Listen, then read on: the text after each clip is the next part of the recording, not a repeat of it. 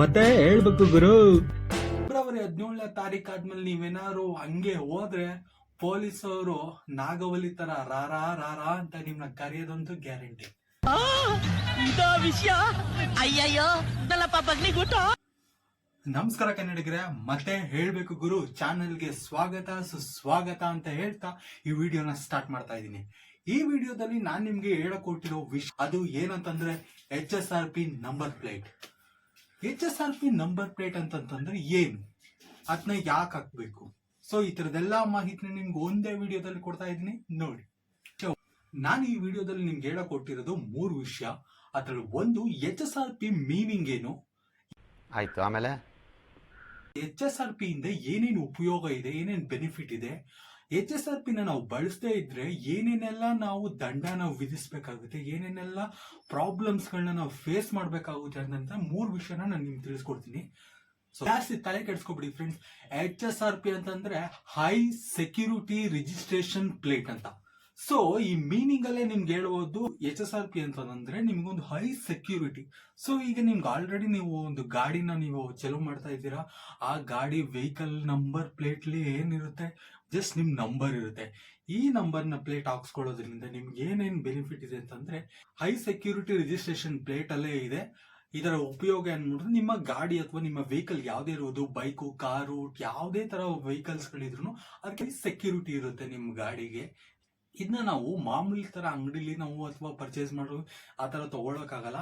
ಇದನ್ನ ತಗೊಬೇಕು ಅಂತಂದ್ರೆ ಈ ವೆಬ್ಸೈಟ್ ಇಲ್ಲಿ ಕಾಣಿಸ್ತಿದೆಯಲ್ಲ, ಈ ವೆಬ್ಸೈಟ್ ಮೂಲಕ ನೀವು ಹೋಗಿ ಅಲ್ಲಿ ನಿಮ್ಮ ಗಾಡಿಯ ನಂಬರ್ ಅನ್ನು ಮತ್ತೆ ಗಾಡಿಯ ಎಂಜಿನ್ ನಂಬರು, ಚಾಸಿ ನಂಬರು, ಎಲ್ಲಾ ತರ ಡೀಟೇಲ್ಸ್ ನ ನೀವು ಕೊಟ್ಟು ನೀವು ಅದರಲ್ಲಿ ಡೀಲರ್ಸ್ ನ ಸೆಲೆಕ್ಟ್ ಮಾಡ್ಕೊಂಡು ನಿಮ್ಗೆ ಯಾವ್ದು ಬೇಕೋ ಅದನ್ನ ಸೆಲೆಕ್ಟ್ ಮಾಡ್ಕೊಬೇಕು.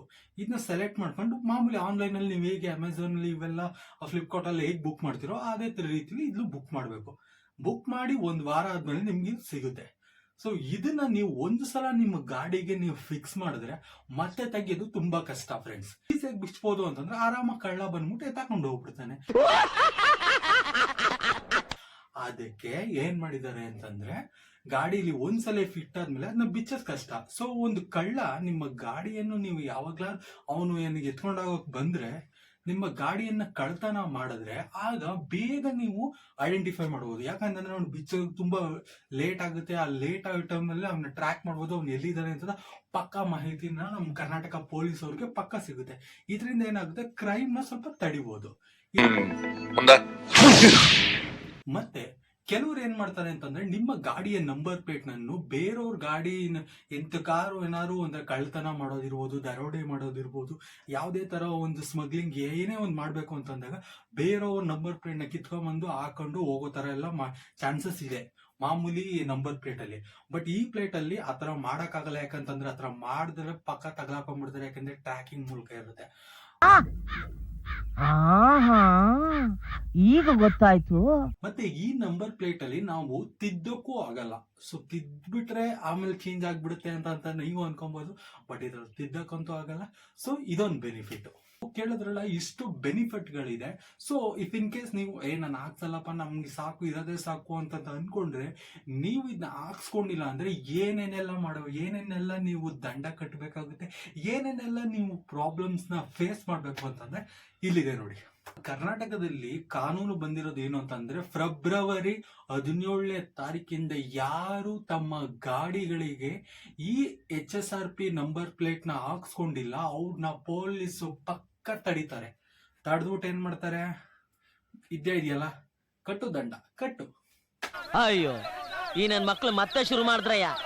ಹಾಕ್ತಾರೆ 500,000 ಫೈನ್ ಹಾಕ್ಬಿಟ್ಟು ನಿಮ್ನ ಕಳಿಸ್ತಾರೆ. ಸೊ ಆ 500,000 ನಾವು ದಂಡ ಕಟ್ಟೋಬಹುದು, ಅದೇ ದುಡ್ಡಿಗೆ ನೀವು 2 ನಂಬರ್ ಪ್ಲೇಟ್ ತಗೊಬೋದಾಯ್ತು. ಸೊ ಇದಕ್ಕೋಸ್ಕರ ನಂಬರ್ ಪ್ಲೇಟ್ ಹಾಕಿಸ್ಕೊಳ್ಳೋದು ಒಳ್ಳೇದು. ಮತ್ತೆ ನೀವು ನಿಮ್ ಹಳೆ ಬೈಕ್ ನನಗೆ ಸೇಲ್ ಮಾಡ್ಬಿಡೋಣ, ಈಗ ಹಾಕ್ಸೋದೇ ಬೇಡ ಅಂತ ಅನ್ಕೊಂಡ್ರೆ ಅದೇ ತಪ್ಪು. ಯಾಕಂತಂದ್ರೆ ನೀವು ಒಂದು ಬೈಕ್ ನ ನೀವು ಸೇಲ್ ಮಾಡ್ಬೇಕು ಅಂದ್ರೂ ಅಷ್ಟೇ HSRP ನಂಬರ್ ಪ್ಲೇಟ್ ಅವ್ರು ರಿಜಿಸ್ಟರ್ ಆಗಿದ್ರೆ ಮಾತ್ರನೇ ಅಲ್ಲಿ RTO ದವರು ಚೇಂಜ್ ಮಾಡಕ್ಕಾಗ್ದು. ಇಲ್ಲ ಅಂತಂದ್ರೆ ಅವ್ರು ಬಿಲ್ಕುಲ್ ಆಗಲ್ಲ ಅನ್ಬಿಡ್ತಾರೆ.